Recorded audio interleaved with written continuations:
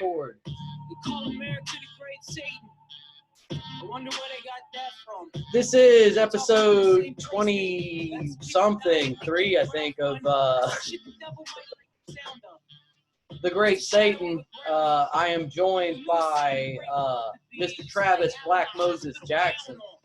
Cyanide pill finna chow down on. Hard like the ground in Alaska. Big weekend. I took a break from doing episodes for a minute because weekends especially, I usually try to like focus on the funny, get wild with comics, that kind of shit. And it didn't feel appropriate to kind of air what I'd been working on. You know what I mean? Like conversations I had, recorded one Friday night even, and was just like, you know what? So yeah. those might become Patreon episodes later, but it just didn't feel appropriate to be like just goofing off, and putting that shit out when it was happening. So like all this is happening. So for those of you that haven't already seen, Travis was on, you were like first 3 episodes, man. You're like OG with us. Talking about this shit. And one of the reasons that I was like stoked to have you on specifically is you were at both the reopen. You were a counter protester at the reopen protesting, and obviously you were out in the streets this weekend a couple times. So that's an obvious. First thought for like a post this weekend show is to have you on to talk about. Really whatever the fuck is on your mind. So, but that, especially that dichotomy, that difference of like what the cop turnout is for one versus when the cops are trying to make people be violent. How do they do it? So, yeah. Mm-hmm. I appreciate that intro, man. And I appreciate being on your wonderful podcast. It's always good to, have white friends who are woke or who utilize their white privilege for the good of the cause. Instead of denying their privilege, it's good to have white folks such as yourself who are not in denial of your privilege or white skin, or as I like to call it, the complexion of protection. Yeah. It's always an honor to have friends, white friends such as yourself.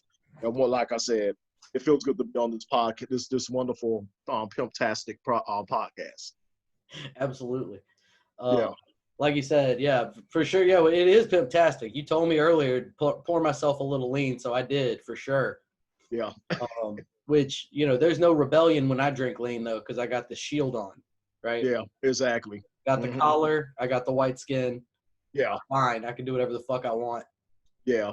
Bust out some car windows, flatten out some tires, get away with it. The cops would just say, okay, probably the harshest punishment you would get is a fine. But if it was me, yeah, fine, jail, probation, the whole 9 yards. Big time. One thing I was real surprised by was that they arrested the Proud Boy, the like alt-right guy that lit the courthouse on fire in Nashville. It took them until the next day to track his tattoos down, but they absolutely caught that dude. Pretty shocking. Right? And then instantly you stop hearing anything about property destruction in Nashville, right? On the national news when they caught him the next day, and then instantly you see the national news shut the fuck up about Nashville because they were like, oh, that was racists? Oops. Yeah. We were trying to blame it on black folks wiling out, Yeah, wilding out. Now I had that dude that had that proud boy, had that proud boy been a black boy, then it would have been a different story.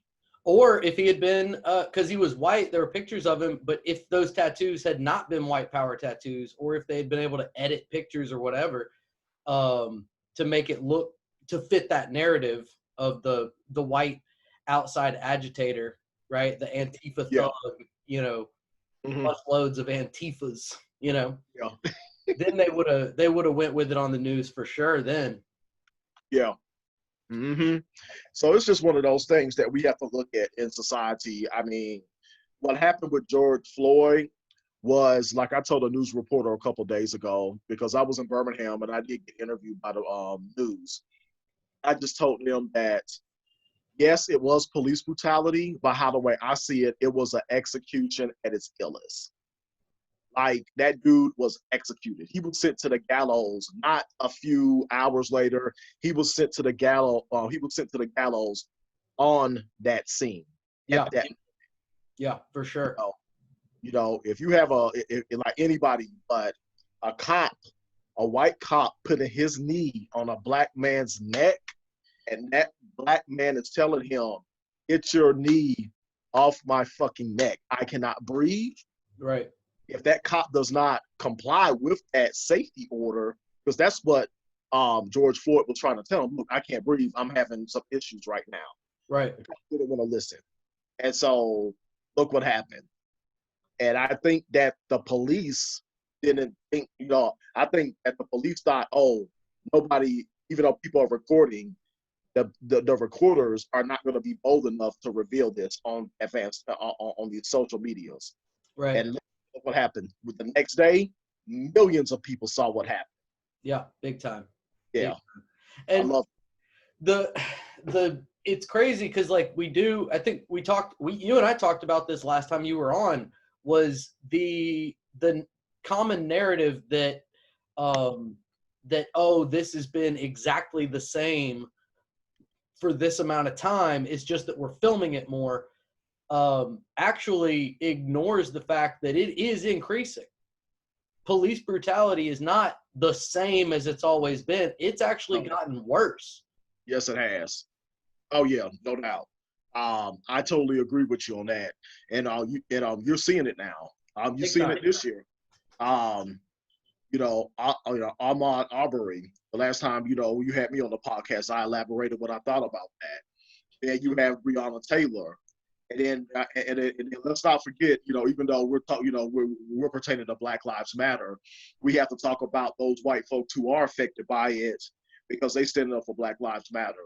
A white pregnant woman that was in, I think it was somewhere in Indiana. I don't know the specific city, but they broke. Yeah, Indianapolis. She took one. Yeah, broke into her door without even like. The woman and her man, they were just sitting there minding their own damn business. And next thing you know, the cops kicked the doors off the hinges and killed the woman and the fetus as well too. Yeah, exactly. She lost the baby. So the Ku Klux Klan, they do discriminate towards people of color more. But if you are white and if you're standing up for Black Lives Matter, Black lives, if you put an emphasis on why they should matter, then you are a target. You are a target. The target's not going to be as broader on your back because you're white, but you're still a target. That's right. Yeah, exactly. And that's another. I mean, kind of one of the weirdest things about the cultural way that we talk about racism, right? Makes I think like because you and I were goofing around in the DMs about like kind of cringy type of white racisms, right? Yeah. Where it's like, man, I kind of wish for like that 90s at the barbecue kind of white racism where they're like, you know what I mean? Those like just dumb white folks that are like, I love Black people. You seen Green Mile? Like that kind of shit makes me almost like, man, I wish it would be fine if they were all like, if everybody was like that and just recognize that that's a starting point for like, yeah, that's funny. It's mockable and we should make fun of that. But it's also like, I don't oppose that kind of white racism. I do, but I'm like, I don't want to burn a cop car because of it. Yeah. Like opposing systemic racism is still going to let Aunt Karen, say welcome to Earth in AAVE at the Christmas party, when she's had a couple drinks or whatever. Yeah. Like she's going to say some shit that's a little off color or whatever. Yeah. Like, and I can laugh at that and also be like opposing systemic racism. Yeah. Yeah. You brought up an interesting topic, and I like how the way you brought up the 90s version of racism. I mean, because I have witnessed that when I was young, in my preteen to teenage years, I would be invited to house parties, and I would usually 9 out of 10 times would be the only man or teenager of color black teenager amongst the groups. And there, and and as I look back now, I'm thinking that wow, there was some racist shit that was said to me, but I could not grasp it at the time Right. because I could grasp it, but I was like, nah, that's not what they really mean. But as I look back now, it's like now I understand that that's what they really meant. When they say, well, one of the things I used to hear a lot when I was younger is, oh, I can't be racist because I believe in Jesus. Yikes. Yes, tell me about that. That is, Woo! yes. Damn. And that right there used to be like, Right. used to go over my head because I'm like, dude, if you are not racist because you believe in Jesus, then I don't know what else. I don't know how I could just, have a comeback other than that. Wow, I can't believe you just said that. Right. Because Jesus was not racist at all. He was Jewish, but he did not, he accepted all people. But Right. Jesus never made excuses, and he never had to explain himself why he was not racist. He showed it through action, not just lame ass excuses. Right. Exactly. Yeah, that shit's wild. Like and you're like, well, I mean, what about, like all the most popular people upholding systemic racism in the last 200 years have been pretty vocal Christians. I mean, granted, we've had a lot of Christians that are anti-racist and anti-systemic racism. Yeah. The Quakers and other forms of like Christian communism type of people, Yeah. the Amish are super anti-racist. Like they don't want to fuck with racism, they're like anti-cop for sure. So there are it's crazy to be like, oh yeah, I'm a Christian, so I can't be racist, but there are Christians that are vocally and putting their bodies in the way type of anti-racist, Yeah. That I was thinking about so a dude that played actually the voice of the Tick, and I forgot his name. Not the Tick, the voice of Arthur on the Tick. Do you remember the show The Tick? Yeah. The cartoon? Yeah. So he was in like Blue Bloods, right? Which is like a show about cops. Yeah. And he donated $11,000 to a bail fund. Nice. Because he said, and so he made this post and said, look, I'm not a cop, but I have benefited from the system of police brutality by romanticizing what cops are and that they do good in the world, right? By making media that says that being a cop is an okay thing to do with your life. I have benefited from a system of white supremacy, and, it is the least I can possibly do to dump this money, Yeah. And it started this crazy Twitter thread where people were just tagging the shit out of everybody that ever played a cop. Like Ice-T, obviously he wrote Cop Killer, so he was out there dumping money on bail funds first thing. But Will Smith, all these other people, it's like, I haven't seen a lot of people that are doing both things where they're like talking out of both sides of their mouth or anything like that. Culturally, but outside of bail funds, like in cities like ours, what do you think people should be doing right now? Well, right now they should be protesting. I mean, there's no ands or buts about that. What happened to George Floyd, sadly, is happening to a lot of people of color. That includes Black women and Black and as well as the Black transgender community, as well as the Black queer communities as well too. I think that we should just continue to protest. I mean, we have to continue to be organized and strategize. We have to be organized with our protests, and that includes, coming up with strategies on how government officials, whether if their city, your community, or state, can listen to the most targeted people when it comes to police brutality, which is people of color. Also, you mentioned bail funds. We do have bail funds in our city. We have a lot of community activists that are pushing that right now because I know there were some protests yesterday and the day before yesterday. I don't know if anything happened Saturday. I don't know if anything happened last week, period. But I do know that something did happen last night, which led to a few protesters getting arrested, and the bail funds definitely helped out to get all those protesters released from jail. Absolutely. So yeah, those are the two things that I think of: protests as well as donation to bail bonds, and also do this conduct conversations like we're having right now. Absolutely. Absolutely. Yeah. So one of the cool things in cities like ours was the directionality of the protesters. Like we saw almost no looting. We saw almost no what I would call, what the mainstream media would call rioting. Yeah. We had in Birmingham, we got the Charles Lynn statue down. Oh yeah, that was beautiful. Yeah, Yeah.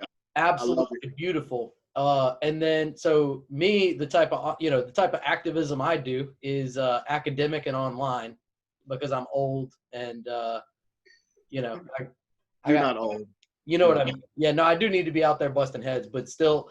But the type of activism I was doing was monitoring his Wikipedia page and sure enough, with the first thing that happened that morning, I said it was going to happen when I saw the statue come down, and I set myself a little alarm for 4 hours later, went to bed, woke back up, and sure enough, the Wikipedia edits were just devoid of Confederate information other than the fact that he was a naval officer.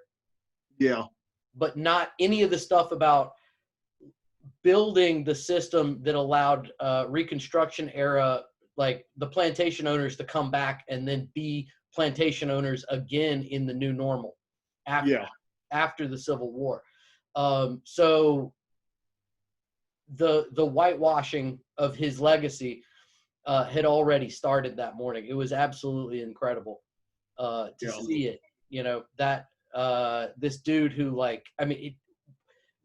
go down the list, but he had a slave trading mercantile shop in Montgomery, Alabama. That was the first thing he did when he got to America, 1838, right? He sold, housed, and then owned massive plantations. So this dude owned thousands of slaves, probably hundreds of thousands of slaves passed through his possession. There were things he traded in. And also his statue wasn't put up till the 80s. Oh. Yeah. So it was crazy. I don't know if you saw any pictures of it on the ground. The metal was like this thin. Like it was like crazy thin metal. So like people had done the double chain thing, like they were going to have to rock it over. Yeah. And then the first pull one way, it just goes, and the whole thing just bent like an aluminum can. It was such a piece of shit statue because it was like, I think the budget of the thing was like $1,800 or something. It was a piece of shit. You could buy a Honda Civic or this statue. Like it was a garbage fucking statue. So, but anyway. Yeah. This weekend was crazy. Yeah, I was there. I was there Thursday. Hell yeah. And, I was there. I found out through one of our sources at the last minute that there was going to be a protest up there. So I went up there with him and his friend. I didn't go up there with them, but I met them up there Thursday. We only had like over 100 protesters because it was at the last minute. Now, Saturday, on the other hand, that was a different story. It went from 100 times 10, and you know how many that is. So we had like over 1,000 protesters, and just the unison there was just beyond believable. Diversity at its finest, and it was just nice. I wore my shirt that says "Stop masking racism as patriotism." We could see right through your mask, and I'm sure you know what that means. Mm-hmm. You know, with the police, and not just the police, but now I even consider that shirt as pertaining to a reopen economy activists. Yeah. So it was diversity at its finest. Now Sunday, I wasn't up there to witness like that. I wasn't up there Sunday, period. because I already got wind through some of my sources up in Birmingham Yeah. that they was going to tear that damn statue down. And though I wanted to be up close to see it, I already knew that there was going to be police and possibly SWAT there. Mhm. And I called it. So I stayed at home Sunday and I watched a bunch of live videos and I saw them trying to take down the statue. And then their mayor tried to intervene, talking about, hey, you know, I worked something out with the AG and blah, blah, blah. And so he thought that after he spoke, that was going to be it. No. As soon as he left, that's when the cops started to come in. And then I started watching different live videos from different profilers online. And I noticed that throughout different parts of downtown Birmingham, these people did not play. No. They broke into businesses. They stole jewelry. They broke into banks. I mean, and then finally later on that night, the cops just said, fuck it, we're done. So they called the SWAT. That's when they start chunking tear gas and rubber bullets at the protest. Right. Oh, It was weird because the video I saw, they were walking with no smashing anything, and then when they started firing the bullets, that's when they started doing the push the cops back and then do the looting. yeah. The cop violence first, but yeah. But you know, as always, where there's a peaceful protest, there's going and you know, when there's a peaceful protest, there's going to be police, and when there's police, or you know, where there's police with these peaceful protests, that's going to lead to violence. It's going to lead to violence from them because they always, it's the police, they always encourage, or as I like to say, the Ku Klux Klan. Right. They always encourage violence towards people like us and other peaceful protesters. We're just there trying to have a peaceful protest to bring awareness towards, you know, systemic racism. They're there to increase systemic racism. Yeah. Yeah. Yeah. I mean, they know exactly what side of the bread is buttered. You know, they know if they just let a peaceful protest happen, right? They let a march happen in their city. What's going to happen to their budget? Exactly. It's like, well, if you know, 10,000, 15,000, 100,000 people are allowed to march through your streets and nothing bad happens. Yeah. Why do cops exist?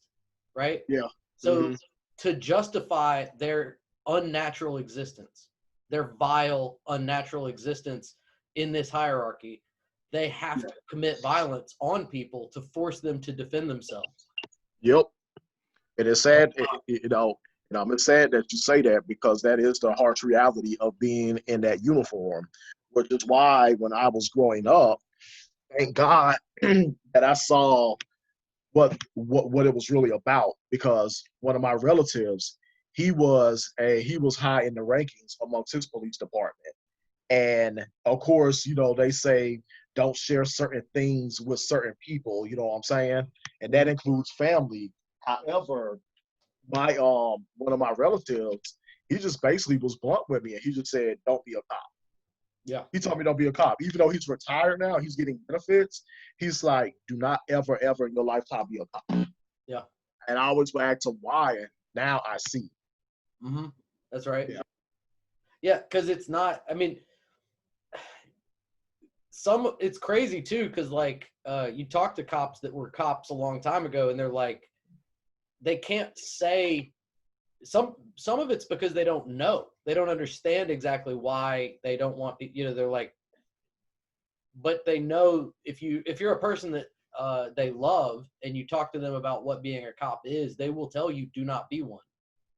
Yeah. And like, I was thinking about, you know, the just following orders thing from like Nazi Germany, right? Where they're like, they're just following orders or whatever. And they're committing this vile act, perpetuating systemic racism. And I've talked to pilots from Vietnam that had dropped napalm. Oh, wow. And they were, you know, I mean, we're talking old ass men, you know, crying and not being able to say, I was just following orders, right? Because the United States that committed those atrocities has not fallen yet. right? Oh no, no doubt. This is a standing imperialist state. It still exists. So these people are getting retirement benefits, right? And everyone that they love and every people they see at the bank line says thank you for your service, right? About this vile thing that they did. And they know they did this vile thing. Yet they haven't had that young closure, right? Yeah, exactly. So while at least the ones that didn't go to jail and stuff like they should, but the Nazis that were allowed to go to have a normal life, a lot of those people healed the evil inside of them and faced it, right? Yeah. A lot of people that were in the military and lived till old age never had to face that, right? Never had to deal with the just following orders or like blast past that and say this was a life or death or whatever. I don't know how individuals deal with it. Everybody's different, but cops is the same way. Ex-cops absolutely should have some kind of counseling to deal with the fact that they were systemically a part of this vile thing. Yeah, exactly. And I think we talked a little bit about this on the last podcast that I was on, mental health. It's very important, not just for veterans, but I think definitely with the police department. I am a firm believer that if you increase mental health awareness in the police department, the police brutality towards people of color will definitely decrease, because it's something in that white cop's mind that's making him feel some type of way towards people of color. It may be a trauma that individual may have faced. It may be nothing that they may have faced. It's just it could be that it's just how the way they were raised. Right. But either way, there needs to be mental health awareness amongst the police department.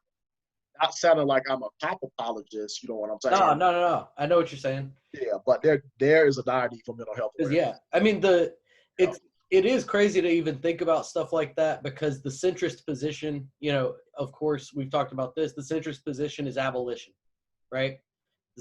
That's the middle. That's where we start the conversation. If you're to the right of abolition, you are a fascist. Period.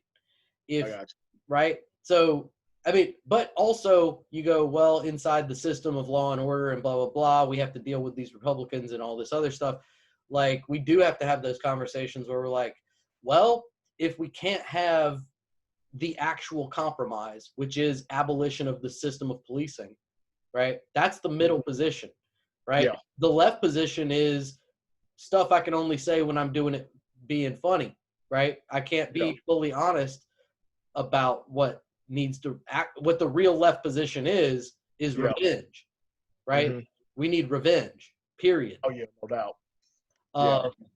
That's the moderate position. And the centrist position, our compromise is that we abolish the system of policing and we abolish the system of prisons, period. Like, that's it. End. Now, in terms of mental health, though, that should be universal, right? Oh yeah, no doubt. And those people that are getting out of the police force and we are saving from that police, because don't get it wrong, nobody's winning out as being a cop. Those people aren't getting this wonderful life. That guilt, that evil that they're being forced to do by the system that keeps them employed, doing non-labor work, or non-labor work. They're not better off for it, right? Suicide rates very high, domestic violent rates as high as 72%. Their spouses, their children, and them need to be saved from that system. So when we say abolish the police, we're saying save the police from the system of policing. Yeah, definitely, no doubt. And and then as of course yours truly has faced some controversy throughout a lot of my heart statuses over the last few weeks pertaining to police brutality. But like I tell a lot of white folks out there, I tell them, I was like, yes, don't get me wrong. I hear you saying not all cops are bad. I get that. Right now, we are focusing on the snakes. We are focusing on the crooked snakes, the ones that Right. are bad, the one that are putting that for over 100 decades, the white cops who have been putting their knees on black folks' neck, the ones who's been tasing black folks to death, the ones who've been hitting black folks upside their heads with their batons without no mercy. Those are the cops that we're talking about right now. So, I have to tell them, like, don't get it twisted. I'm not a violent person. However, do not cross me the wrong way, because I can tell you right now, if there was a cop and I felt brutalized by, if there was a white cop and I felt brutalized by that white cop, I will defend myself. If I if I have to take, sustain bruises, then by all means necessary, go right ahead. But I'm not a pushover. And it's not that black folks that say fuck the police are violent. It's just saying we are fucking tired of the bullshit. That's We're right. not going to tolerate it anymore. And the white folks out there, such as yourself, that are saying ACAB, all cops are bastards, hey, that's y'all's way, or that's society's way of saying fuck the police and fuck 12. You That's know what right. I'm saying? Because we're fed up. Even white people are fed up with other white people's bullshit. That's right. Yeah. Yeah. I mean, it's been too long. Let me pause 2 seconds. I've been drinking too much water.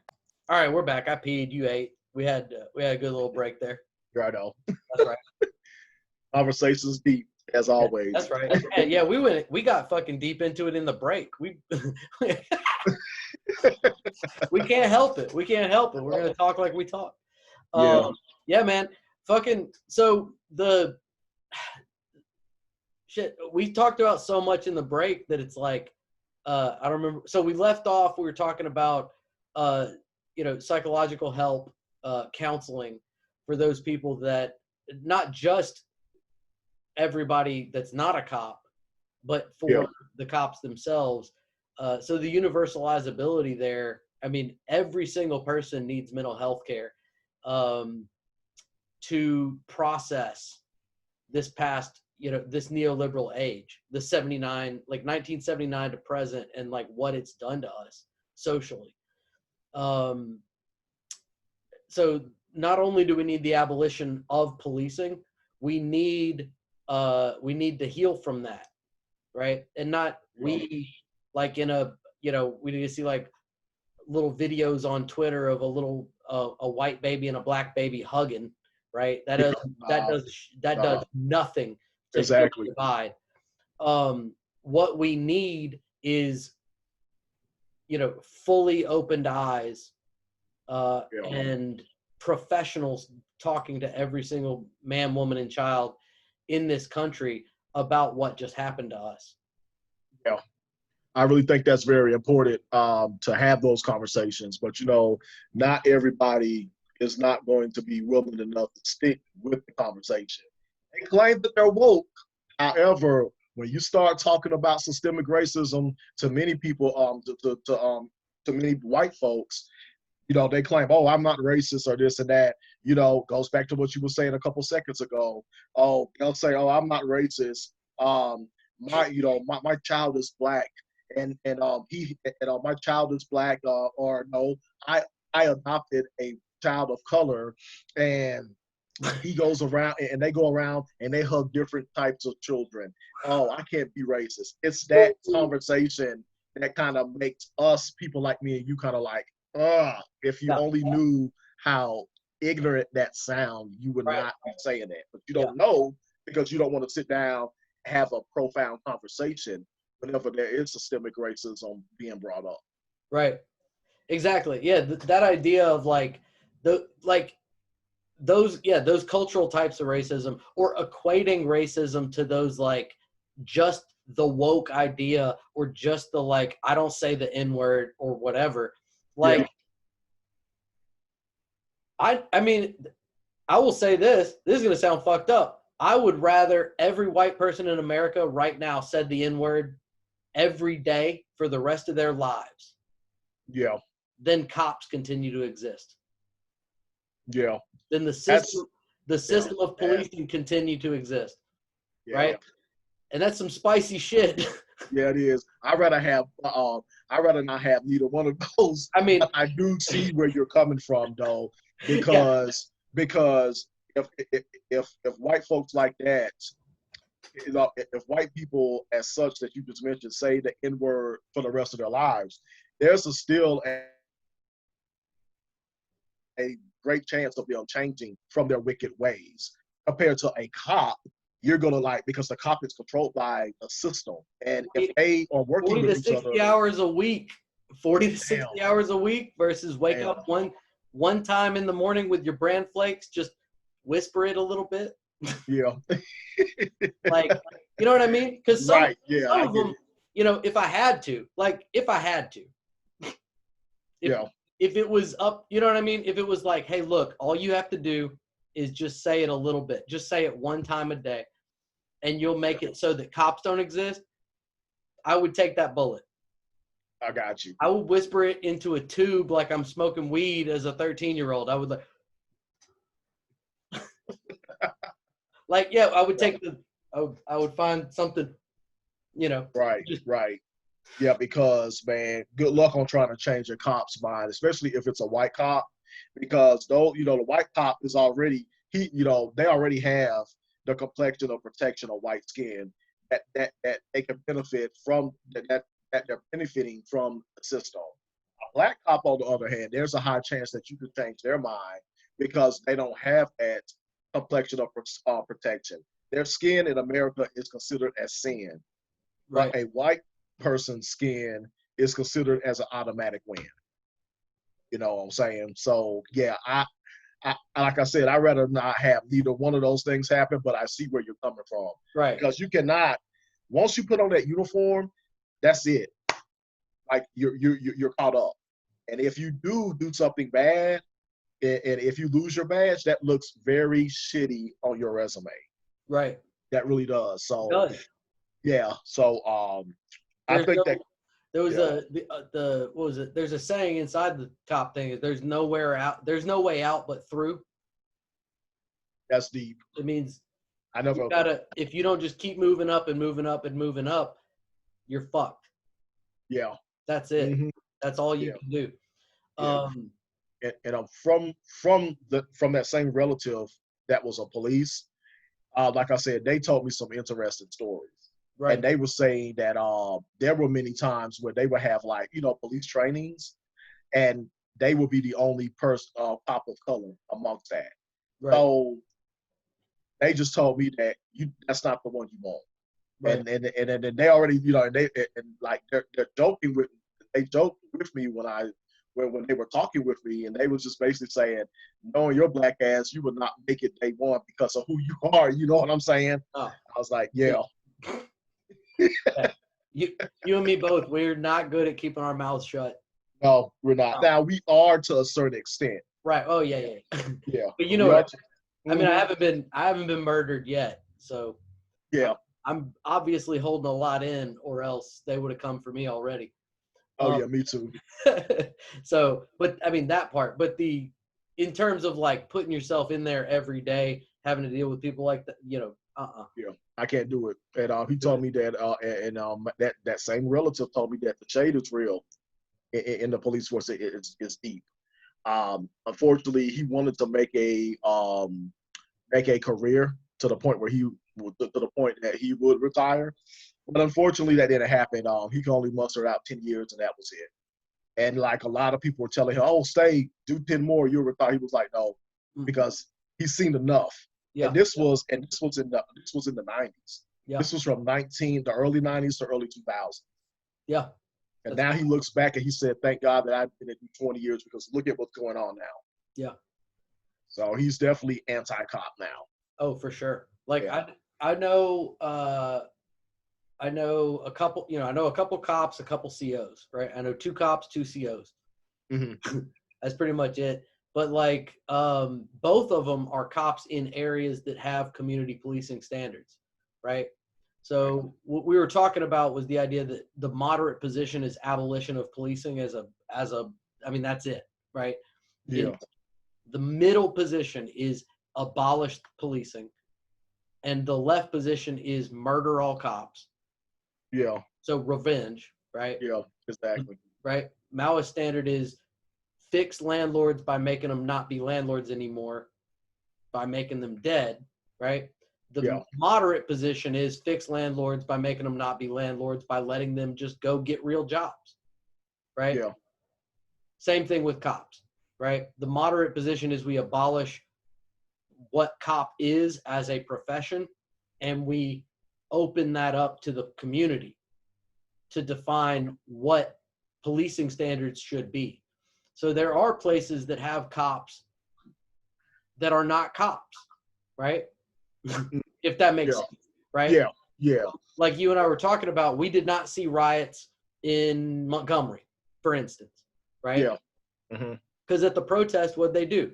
They said, if you want to show up to the cops, they said, if you want to show up to this and just monitor it and whatever, then go ahead and be out there. And those that didn't want to be out there didn't have to be out there. Yeah. So what that meant was nobody from outside the community, none of the Prattville, Millbrook, Wetumpka pigs were down here. Mm-hmm. So everybody that was a cop at the peaceful protest in Montgomery was from Montgomery. Yeah. Right? Yeah. So no pallets of bricks, I know no that's tear right. gas, no rubber bullets, no nothing. They just stood there because this is their home too, right? Yeah. That's what abolition looks like. That's what the idea of police abolition looks like, is the cops live where they police. Yeah. Huntsville, same thing, same size city-ish, basically the same size city. Almost 100% of their cops live in the place they police. So they're way cooler, right? Yeah. Birmingham, not so good. Minneapolis, not so good. Mobile, obviously not so good. Yeah. So you see, Yeah. So you see that's where the violence comes from, is these people that are policing professionally from outside of their community that they're policing. Yeah. And see, and another thing you mentioned is community policing. We saw a lot of that yesterday when that fake ad came out. I don't know if you saw that or not. Yeah. Now obviously, even Stevie Wonder could have saw how fucked up that ad was and how false it was, but when you have ads like that, that shows you that there is a setup for a wreck up. You know what I'm saying? It's like they want people like me and you to gravitate to those ads and believe what those ads are saying. Yep. So what we did community policing by warning the masses. Right. We let people know that, look, this shit that you see right now, it sounds pleasant, but it's not. It's a setup. Yeah. And you notice the messengers like, yourself and other people out there, as soon as the message hit social media that this was fake, next thing you know, yes, there were people in our downtown area, but they weren't like thousands and thousands of thousands, because people already knew what the fuck was up, and we exercise community policing.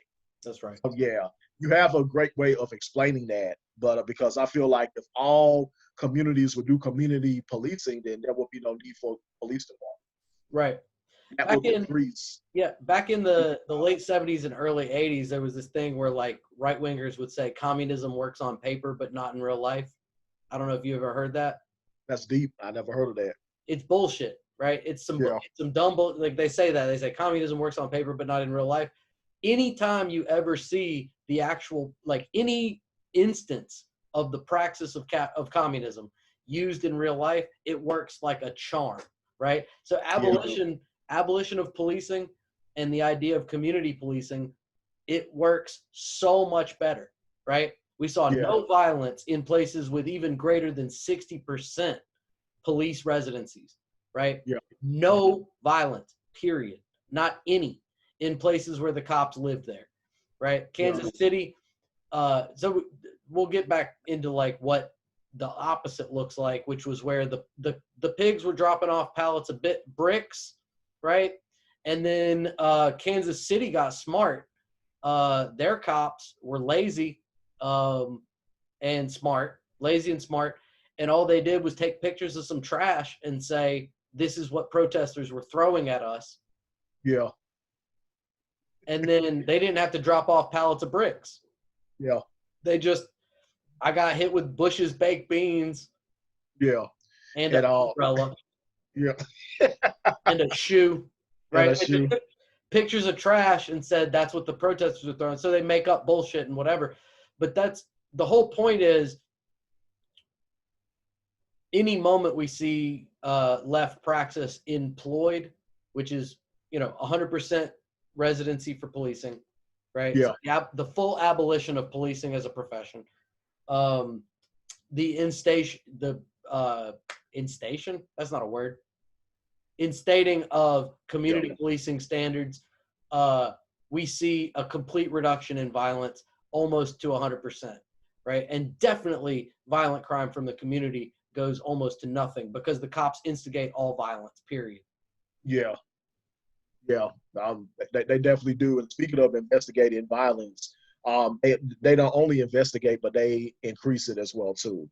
That goes back to what we were talking about earlier about how, yes, we are peaceful protesters. We decrease violence, but when the cops show up, they increase violence. Correct. The reason why those cops did that in Kansas City, if you can recall, the Michael Brown incident, they did not want to have a remix of rioting like they did a couple years ago. No. So they knew, the cops knew what the fuck was up. They really did. That's why they did that. Because if they really wanted to start something, they really would have, but they did not want to go back to that Michael Brown, to how it was during the Michael Brown incident. Right. Yeah. They were about, so like most of the places that were trying to create violence, they would announce their curfew, an hour before it happened, or 30 minutes. In some cases, as short as 15 minutes. Wow. Before it happened. They would start shutting bridges off to downtown to let these commuters, these people that lived in other neighborhoods that were demonstrating peacefully, not let them out of the area of which they were demonstrating. So then when the curfew hits, they have no choice but to be out, or they have to find friends to stay with, right? Yeah. Now, that did happen in Kansas City. The cops cut off the pedestrian path of the peaceful protesters after curfew. So like when curfew hit, there was violence. The cops did fuck up a lot, and they, obviously it's not they were trying to message that they were being peaceful, but they obviously weren't. They did start violence in Kansas City also, but not nearly as bad as during Michael Brown. But people got locked in, had to stay with friends. DC was the same thing. We saw people holed up in apartments, 100 people in a 3-bed, 2-bath house, just chilling in the living room in DC because the pigs were trying to get them out. Yeah. So they're just hanging out in the streets waiting for these people to leave and be breaking curfew and arrest them. Yeah. That's what you saw, and that goes back to the false ad that I was talking about. Mm-hmm. That's what the false ad wanted many people in our city to do, or in our surrounding areas to do. Yeah, it's okay. Come out here by 8 p.m. When our curfew is at 10 p.m. to 5 a.m. Yep. Or if they were called out there, then that will give the cops motivation to ignite violence, and that would give the peaceful protesters to become violent protesters. Right. Which is bullshit, but that is a trap. That is a double trap, triple trap, quadruple trap. That's right. Right. So we started this kind of like getting into the idea of the differences between the two protests. The protest for lack of a better word, let this virus murder black people. Yeah. Yep. And the protest for, please, could we not have cops kill quite so many black people? Thank you. Right. Yeah. So one is a polite, peaceful protest. The other is armed and says, how dare you let my shoeshine boy stay at home? Yeah. Hey, that's true. I mean, call it like it is. I agree. You know, it's kind of like back in the day. It's kind of like saying, okay, the civil rights movement. It's like civil rights movement, which is what we're on, versus the slavery movement conducted by the reopen economy activists. Right. Yeah. So between those moments, let's just say, because they weren't one, it wasn't like one thing and one thing, but like when you were counter protesting the reopen, what was the cop presence like, and how did they behave towards those mostly, I mean, I would say almost exclusively white protesters? Yeah. Well, first of all, as far as the cops goes, there were not too many cops as you would see at a Black Lives Matter protest. For one, even though there's a high black population, black cop membership within MPD, you still didn't see not too many cops out there with the reopen economy activists and their rallies. No matter how loud they got, no matter how vulgar they got, no matter how loud their horses got, no matter how loud their motorcycles got, I mean, there was no issue. Like, they had their children out there protesting, which I think should be in a way against the law. That's just my personal opinion, especially in situations like that, because there could be tear gas, it could be rubber bullets, but that's just me. Right. But you didn't see a lot of cops as you would see at a social justice rally. Right. Now, there, as far as the cops' reactions go, there was hardly any reaction whatsoever from them. It's so odd because at the reopen economy rallies that I counter protested, it's so odd, but this is white privilege. Their activists would give the cops water, and the cops would not be like, "What are you doing?" The cops would be like, "Oh, thank you so much," and they would carry on at least a 5 or a few minute conversation. Yep. Yeah. So that's the reopen economy activists. That's right. Mm-hmm. And so we saw, I can't remember who posted it, but I saw a person in Chicago. This is middle of the day, right? Nowhere near curfew. They did the same thing. They gave, it was a black woman. She gave a black cop a little glass of water, like a little bottle of water, and they held a 45-second conversation, not long. And the guy's sergeant pulls him off the line, right? Mm-hmm. Yeah. So, yeah. It sucks. And that right there symbolizes a good cop and a bad cop. That black cop was a good cop because at least he wanted to get into the mind of his community members to say, "Hey, how you doing?" The bad cop was the white cop who pulled that black cop away and pulled him off the line. Right. Because that good cop would have told her probably some shit that bad cop didn't want to be revealed. Right.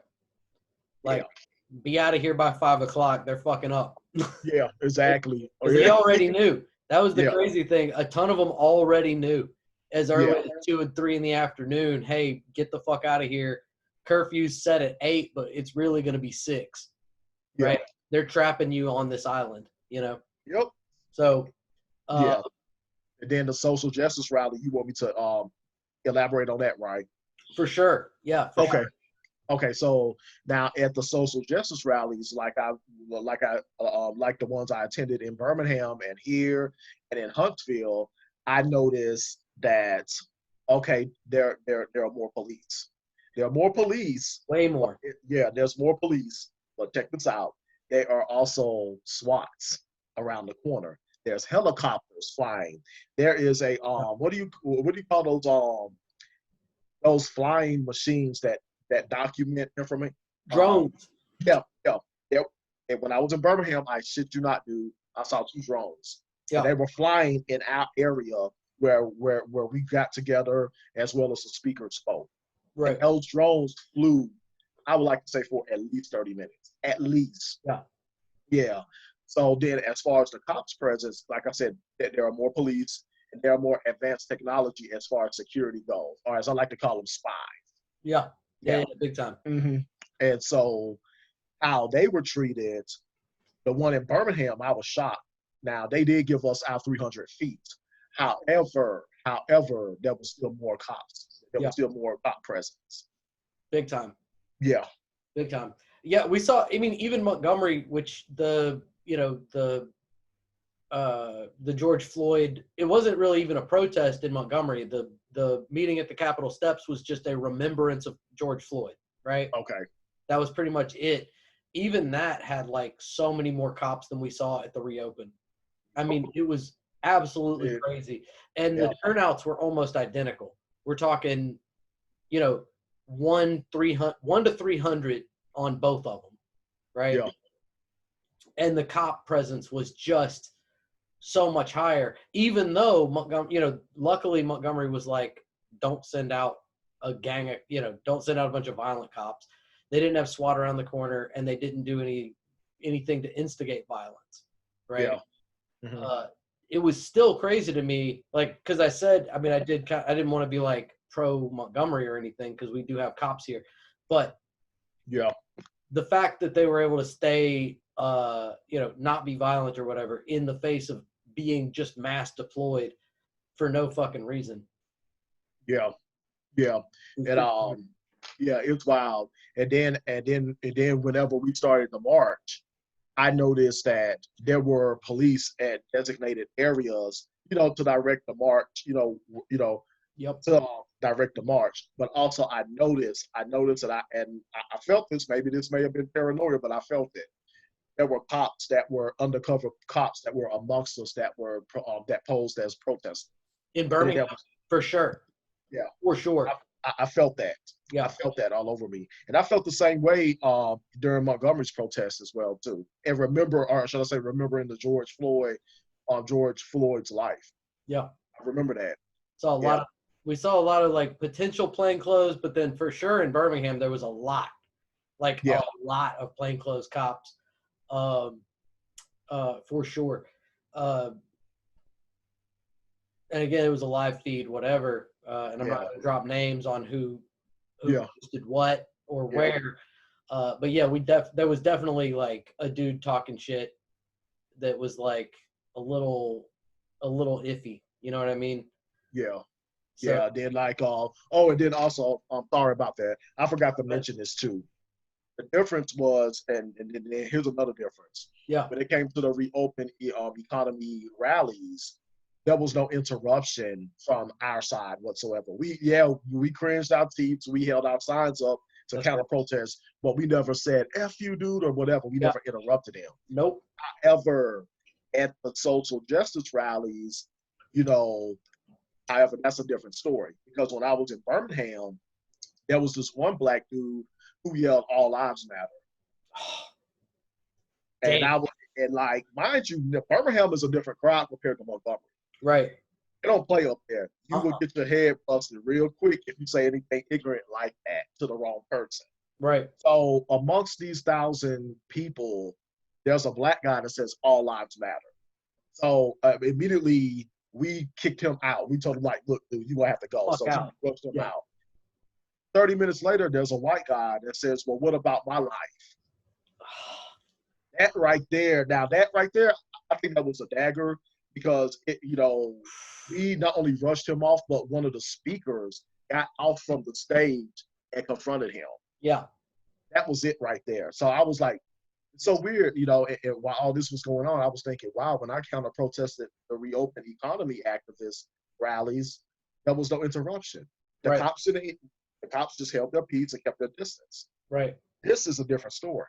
Yeah. So yeah, that's what I wanted to bring up too. That's like the lack of interruptions at a reopen economy rally versus a more distraction at a social justice rally. Right. Well, because it's also kind of it's interesting because like the people that were opposed to the reopen movement, right, it's actions versus words. The action is stay the fuck home. Yeah. Right? Yeah. So the vast majority of us stayed the fuck home and just didn't show up to that. But and not only that, because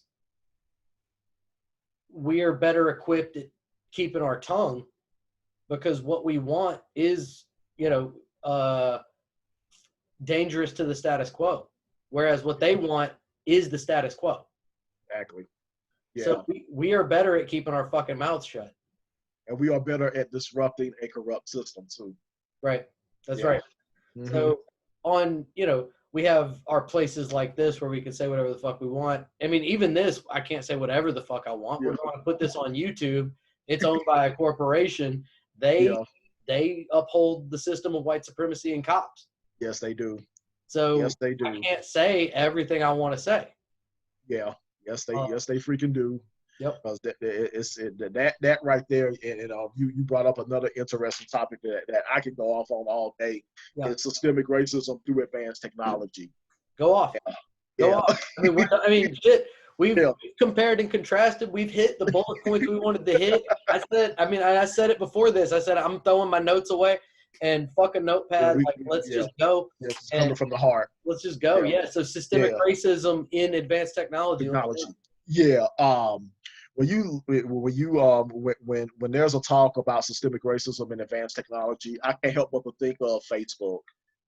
It's so weird how it's so weird, like people like me and you can say, Black Lives Matter, or, fuck the pigs, ACAB, all types of bastards. Right. We'll get a notification, telling us, hey, this goes against our community of standards. Correct. However, a white person can say fuck black people, can say the N-word, can say faggot, can say, you're a piece of shit. All Jews can die. Yep. Where's the community of standards notification at for them? Right. Yeah. Right. Well, they're also so there's and I've kind of gotten into like figuring out how to do this, right? And it is that they're so much better at, not just better. It's not better. It's just they have the advantage, right? They have the home team advantage, right? That I do. Yeah. So the thing they're saying is upholding the current status quo, and the thing we're saying is not, right? Yeah. So, and I got into this has been going on for years and years and years, where people would say, like, all men are trash and get banned for 48 hours. Yeah. Oh, yeah. Oh, I've fragile. Yeah, fragility of men, or whatever. Or white people are trash and get a 48-hour ban. But somebody could say, Black women are blah, blah, blah, blah, blah, and not get in trouble at all. Yeah. It's a matter of specificity. Yeah. Right? Mm-hmm. So that's what's been really interesting is like that censorship by the right wing, right? By fascistic and right wing ideologues, like the people that own Facebook and whatever, created stuff like the Karen. Right. So we've got like ideas like this where it's like, look, if you just be specific, you're not going to get your ban. You get to keep saying your piece when you say white women, you say Karen, you say Susan, you say Stevie Nicks, you say whatever, or Eric Clapton, you say, what I mean? Make, you can broadly generalize without broadly generalizing. It's a thing that they figured out way earlier on, but has been co-opted on the left. It's been really fun to see that happen. The changing language by which we're able to speak inside of these heavily censored platforms, right? Where we're on YouTube. I've said a lot of stuff about, billionaires, cops, pedophiles, all three being the same thing. Right. And not gotten in trouble for it because those episodes were, it's comedy. It's in context of jokes. Yeah. Right? So I have plausible deniability there where I'm saying, I'm just joking around. I don't think anybody needs to guillotine every billionaire. Yeah. Yeah. Like I'm just goofing around.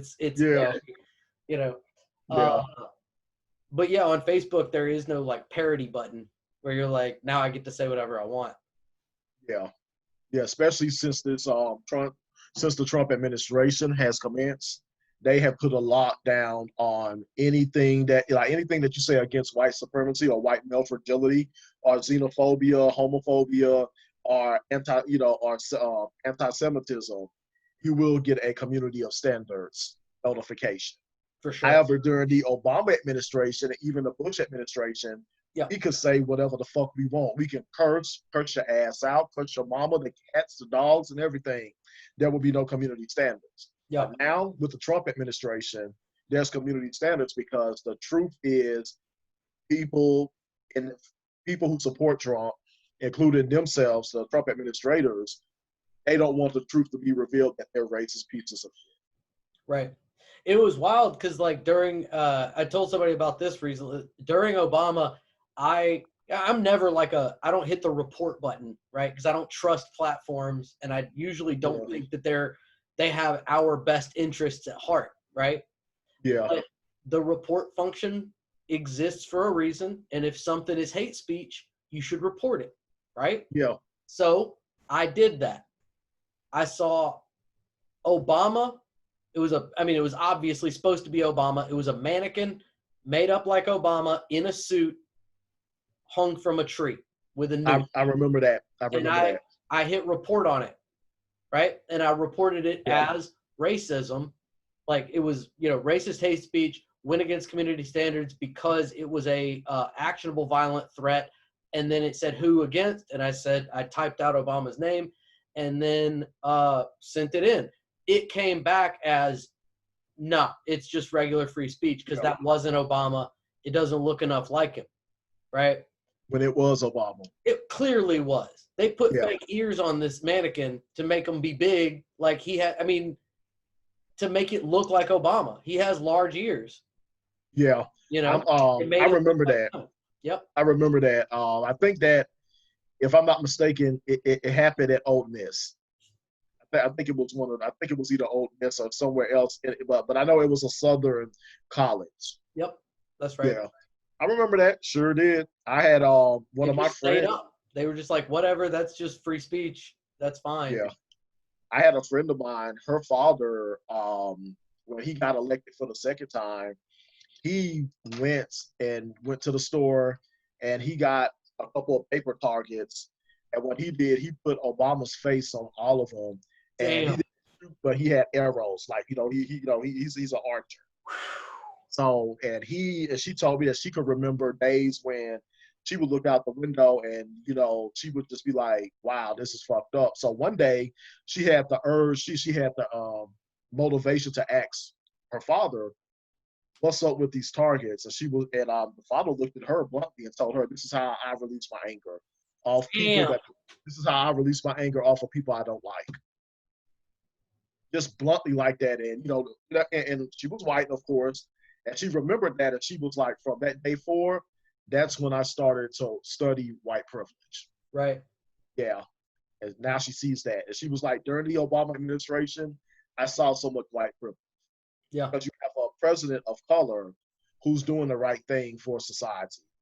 She was like, I don't agree with him on everything, right? But he did. Yeah. But at least he tried. To give a damn about America. As opposed to Trump, when he got elected, her father did not post his picture on a damn bullseye, paper bullseye. Right. Yeah, because it's a major difference. Yep. Yeah, It's wild. It's wild. And like we'll book in because we started at the beginning talking about George Floyd. We'll finish out saying, I know he did not do the thing he was accused of doing. No, he did not. I have done the exact same thing he was accused of doing, which was passing counterfeit $20 bills. And I'll look at where you're at right now. You're still alive. My heart is still beating. Yep. My lungs filled with blood. My lungs filled with air. Yeah. My neck is unstepped on. So, when it's a white person that does it, it's an accident. We get the benefit of the doubt. We get to talk to the manager, whatever. Yeah. And you go to the ATM, get them a real 20, everything's fine. Yeah. When it's him, he died. So yeah, he died, and a lot of people get this shit confused too. He didn't die on arrival. He died on the scene. He wasn't DOA. He was DOS. Died on scene. Correct. Yeah. Yeah. That was an execution at its illest. Like I said, The cops knew what the cop knew what he was doing. When you have somebody telling you to get off their neck, there's a reason why. They're losing air, and they will lose life since they're losing air. That's right. But they're like, there was another cop that was a cop of color. He wasn't black, but I think he was either Chinese or Asian. He was telling the people who were recording back up. He was threatening them he was threatening with his taser and baton. Yeah. So to be real with you, even though he did not step on that dude's neck, you might as well say he did in the verbal and spiritual mind, in the verbal and spiritual aspect. Yeah. Because he was actually all four of them. There were 4 cops, and all of them killed that guy. One of them had a knee on the neck, but the other 3 were complicit. They made it happen. They let it happen. So fuck all of them. I know exactly. I would really like to see, abolish ICE is the absolute moderate position. That's the nicest thing we can say. Abolish all policing it's got to come. Yeah. So, like I told somebody the other day, I said the only ice I love is ice water. The ice that's crushed in my 1 gallon jug of water. Right. That's the only ice that tastes good. But that other ice is like shit to me. It's like toilet paper flushed down the toilet. That's right. So this is the Great Satan. I don't remember what episode it is, but I'm putting it up here in a couple minutes. Abolish policing. Travis, thank you for coming. Appreciate you. We'll see you real soon. We'll do another episode. Yeah.